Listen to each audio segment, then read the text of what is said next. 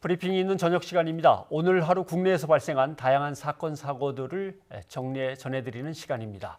브리핑을 담당하고 있는 이연아 기자가 나와 있습니다. 어서 오십시오. 안녕하십니까. 자, 오늘은 어떤 소식으로 시작할까요? 네, 오늘 첫 소식은 가습기 살균제 사건을 준비했습니다. 네. 그 유독물질이 포함된 가습기 살균제를 제조하고 판매하는 데 관여한 혐의를 받는 SK케미칼 전 대표 홍지호 씨에 대한 구속 여부가 오늘 늦어도 내일 나올 예정입니다. 네. 홍 전 대표는 과거 SK케미칼이 가습기 메이트 원료를 공급할 당시 회사 대표직을 맡았습니다. 홍 전 대표는 이 독성 실험과 소비자 민원 부실 처리, 업무상 과실치사 등의 혐의를 받고 있습니다. 이 가습기 메이트의 인체 유해성을 제대로 확인하지 않고 제품을 만든 혐의, 제품 출시 이후에 원료 물질 일부가 바뀌었지만 흡입 독성 실험을 하지 않은 고의성 여부를 밝히는 것이 가장 중요한 부분이라고 볼 수 있겠습니다. 그럼 그동안 SK케미칼 측은 네. 이 가습기 사건과 관련해서 어떤 입장을 견지해 왔나요? 일단 SK케미칼은 가습기 메이트라는 그 제품, 2002년 출시한 이 제품의 원료를 공급한 회사인데요. 네. 해당 제품은 사실 옥시에 이어서 두 번째로 많은 피해자가 나온 제품이기도 합니다. 자, 그런데 케미칼 측은요, 그동안 모른다라는 입장을 고수해왔습니다. 예, 피해가 이렇게 큰데 모른다. 그런데 지금 이제 구속 전 피의자 신문은 계속 진행되고 있고 예. 구속되느냐 안 되느냐가 수사 방향하고 관계가 깊은 건가요? 어떻게 진행이 되는 겁니까? 예, 매우 깊고 그리고 굉장히 중요한 시점이라고 할 수가 있습니다. 일단 그 피해자 단체들의 경우는요, SK케미칼이 이 가습기 살균제의 참사의 몸통이다라는 주장을 해왔고요. 제품 90% 이상이 SK케미칼이 원료를 공급했다라고 주장을 하고 있습니다. 만약에 이 구속이 될 경우는 이 지금 재수사팀의 속도가 상당히 붙을 것으로 보입니다. 예. 문제 원료 물질이라고 할 수 있는 CMIT나 MIT를 사용한 이 제품에 대한 수사가 다른 기업으로까지 확대될 가능성이 매우 높습니다.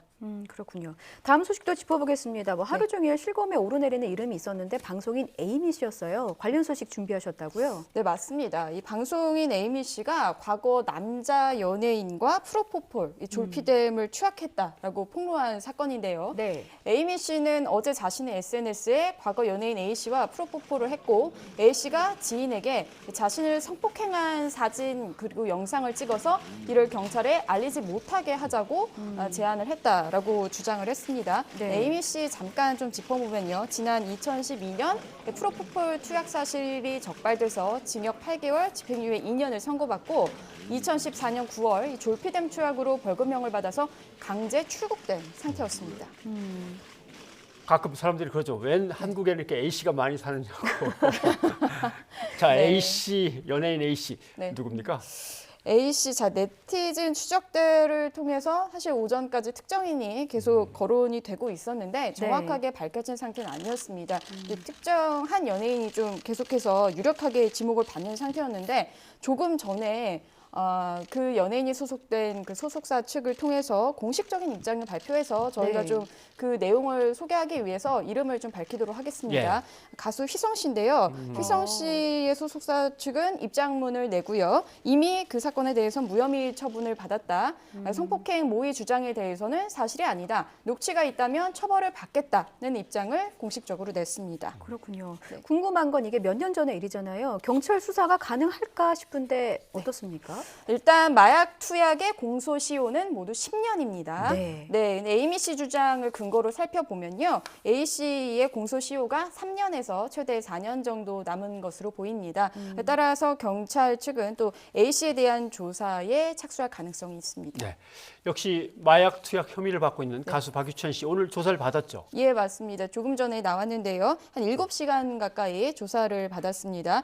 박유천 씨의 혐의는 이제 검찰로 구속 송치된 남양유업 창업주 외손녀 황하나 씨와 함께 마약을 투약했다는 그 혐의를 받고 있죠. 네. 조사를 마쳤는데 일단 마약 투약 혐의에 대해서는 부인하는 입장을 일관하고 있는 것으로 전해지고 있습니다. 네. 경찰은 어제 이 박 씨의 집과 차량, 휴대전화를 압수수색했고 모발과 소변을 채취해서 간이 시약 검사를 했는데 음성 반응이 나왔습니다. 자, 그런데 이 과정에서요, 박 씨가 온몸의 털을 없애고 머리 염색까지 한 사실을 확인했습니다. 그래서 좀 더 정확한 그 결과를 위해서 국가수에 정밀 감정을 의뢰했고요.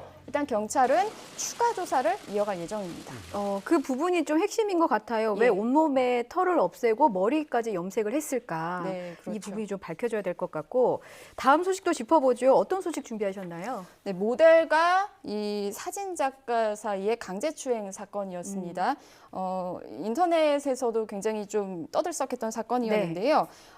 일단 바로 좀 말씀을 드리겠습니다. 그 모델을 강제추행한 혐의로 불구속 기소된 유명 사진 작가 로타 이 최원석 씨가 1심에서 징역 8개월을 선고받고 법정 구속됐습니다. 이 로타라는 예명을 이용한 사진 작가 이 최 씨는요. 미소녀 컨셉의 사진을 찍어서 이름을 좀 알렸고 방송 출연을 통해서 또 유명세를 탔던 사람입니다. 네.